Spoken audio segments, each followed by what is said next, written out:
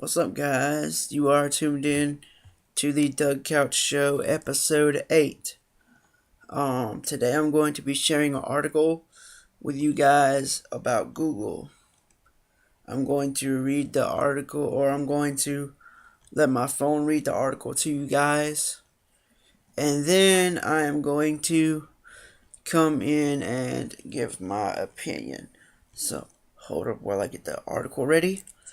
Pause this for a second, and I will get the article ready and we shall begin. So hold up.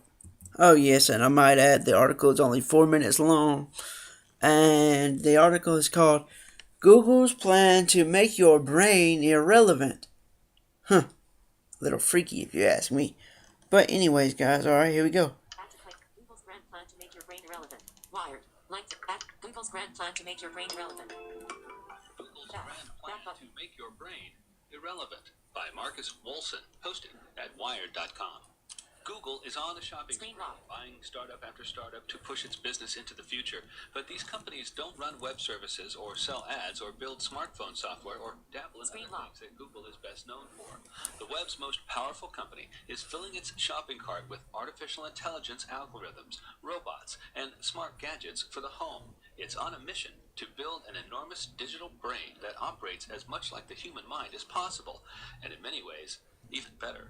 Yesterday, Google confirmed that it has purchased a stealthy artificial intelligence startup called DeepMind. According to reports, the company paid somewhere in the mid-hundreds of millions of dollars for the British outfit. Wow. Though Google didn't discuss the price tag, that enormous figure is in line with the rest of its recent activity.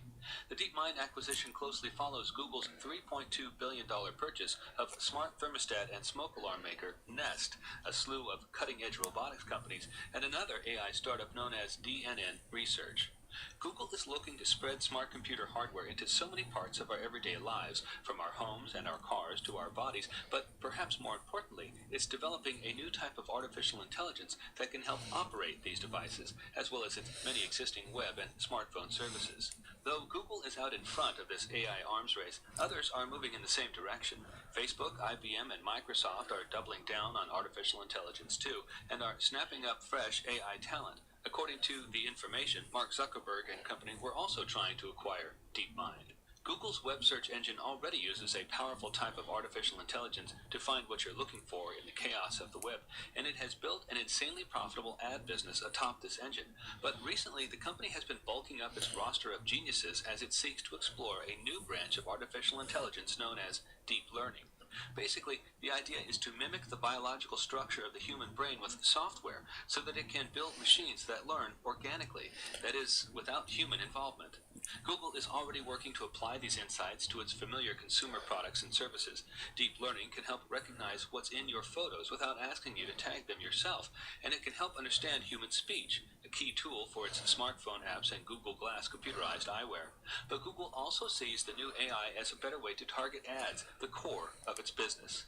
The DeepMind acquisition is one more step down this road, and though the company has not said as much, you can bet that this new form of AI will also play into things like Nest smart thermostats, the Google self-driving cars, and its big push into robotics.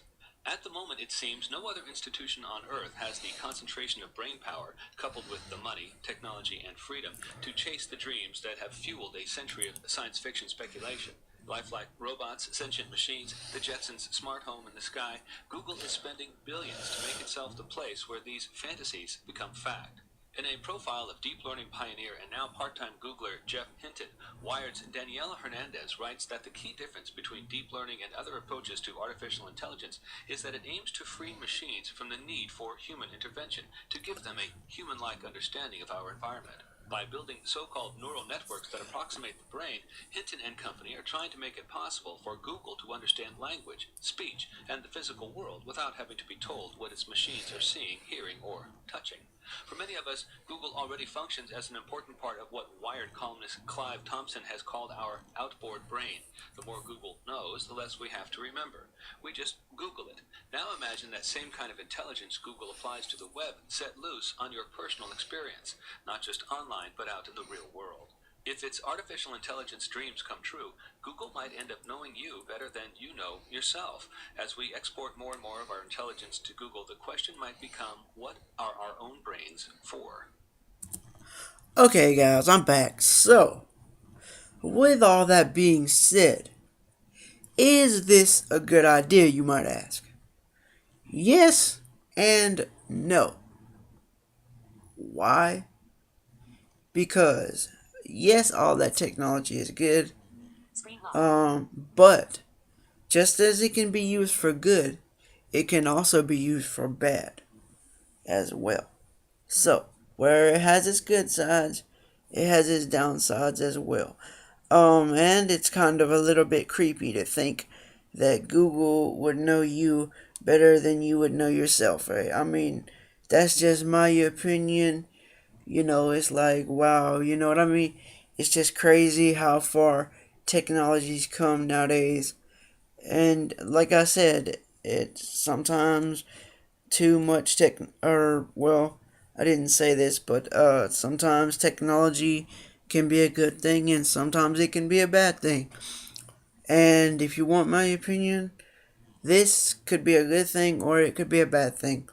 Only God knows what's gonna happen. So yeah, guys. But that is my take on that. Stay tuned. Oh yeah, and I forgot to mention. There's already these little like robot animals that run off gas, and they're like really smart. They're just it's just amazing how far technology's come nowadays, guys. And it's just like wow, I never thought that technology would come this far. But yeah, guys, hope you've enjoyed the podcast. The podcast can be found on twitter.com. The podcast will be up on youtube.com. You can follow me on Twitter at Douglas_couch. You can follow me on Facebook. Look me up at Douglas.couch at rocketmail.com. And yeah, guys, I hope you have enjoyed the podcast and thanks for tuning in. Thanks.